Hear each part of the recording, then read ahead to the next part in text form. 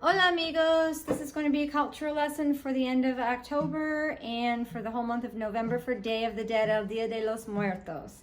So I'm going to read to you some information from my charts. As you can see, the display of my Day of the Dead decorations, and your assignment will be online for what to do. And actually you're just going to be looking at these videos, paying special attention to the details I'm telling you about, looking at the pictures, and your assignment is just going to be to comment on anything that you see on our table and what I'm going to discuss with you in my presentation. Okay, so El Dia de los Muertos, Day of the Dead. From October 31st through November 2nd, Mexico celebrates Los Días de Muertos, the Days of the Dead. This is a joyous holiday celebrated with humor, caring, and beauty. It is a special family time, a time to remember the dead and invite them back into their homes for a few hours of pleasures that they enjoyed when they were alive. The ofrenda or offering takes weeks of preparation. Traditionally, everything should be new for the celebration, from the pottery, the ollas, cooking vessels, to new clothes.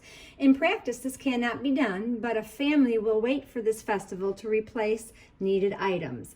Each family's ofrenda is different. Most have papel picados, which is colored tissue paper cutouts, designs, candles, pictures of dead family members, and all are embellished with its fruits, foods, flowers, and skull ornaments. An important part of the ofrenda, the altar, is how it is presented. The table or altar is covered with a white embroidered cloth or bright sheeting. An ark made by the men of the family is constructed by supple canes and decorated with palm leaves and many, many flowers. In the front of the ofrenda is a petate, a newly made rush or palm leaf mat. On the petate, an incense burner, copal, a scented tree resin. The scent is thought to help the spirits find their way home. The graves are decorated and cleaned. There are many different regional customs as to how this is done, but one constant is flowers, armfuls of flowers. There are also candles, incense, new or refurbished crosses, and music. In some areas, vast feasts are prepared and carried to the cemetery. The food is either placed at the gates of the cemetery or on the grave sites. The celebration can be held in the daytime, or it can be all-night candlelight vigil. Cempasúchil petals are also used to make pathways for the spirits to follow. And cempasúchil are marigolds. It's the flowers of the dead, and usually in the fall of many places.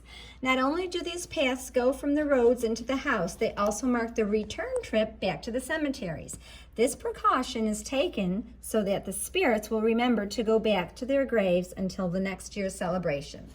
The flowers that will decorate the graves in ofrenda are a very important part of this celebration. Families will work many extra days to earn the money to buy just the right flowers. Shopping for the flowers can take many hours. Cempasúchil, vivid orange and yellow marigold-like flowers, are called the flower of the dead. Brilliant magenta coxcomb, or mano de león, which is lion's paw, are the second most important flower. Other flowers are nube, a very small white flower, gladioli, and carnations. Fiesta. Yes, they do celebrate with fiestas, their holidays. Okay, if the family has a bread oven, the male head of the family will bake special bread called pan de muertos. And this is true authentic bread from Huntersville, North Carolina, from a local Spanish bakery. And this was brought as a gift for our Spanish class from a student a few years ago, and I just dried it out, sprayed it with varnish, baked it in my oven for about 12 hours, and preserved it. But as you can see, the skull and crossbones are part of the bones of the dead, to resemble the people who had died throughout the year or throughout their lives that they are celebrating and honoring for their celebration that year. Skulls, if there is no oven, the bread will be purchased at the market. The bread is decorated with skulls, skeletons, sugary flowers, and little plastic heads sticking out of the loaves. So those you can find at bakeries, just like the one that I showed you. Toy skeletons, toy coffins with skulls that pop out may not seem like toys to you, but they are given to the children during the festival to teach them that death is not to be feared, but that it is a part of life, and to honor and respect the dead. Skulls, animals, skeletons, and people made of sugar are a very important part of the ofrenda. These sugar calaveras are the skulls, and they're not real. They're made in candy shops from sugar. They come in many sizes and shapes, and here's what one would look like. Candy skulls and the sugar skulls in a bakery or in a candy shop. Sweet makers start production many months in advance of the holiday, while at the market you can have the name of a loved one written on the skull of the forehead in colored icing. So these are decorated beautifully with sugar decorations and some crosses, and you can't really see the people's names. I think up here they have put the names on of whoever they want to give it to that year as a gift. El esqueleto, skeleton, always has a grin. This is to show the humor nature of the skeleton and to lessen the fear of death. Jose Guadalupe Posada, a famous Mexican engraver, had a great deal to do with the change in the skeleton used for the festival. He changed it from the harbinger of death to today's wry commentary on all the areas of life. So to take it less seriously and more humorous.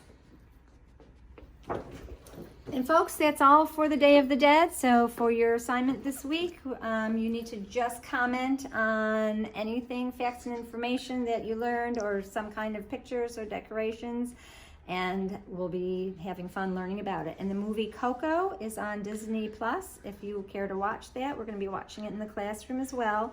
Those of you at home, you're welcome to watch it at home. And we're going to start that at the end of October. So adios. Thanks Adios. for listening.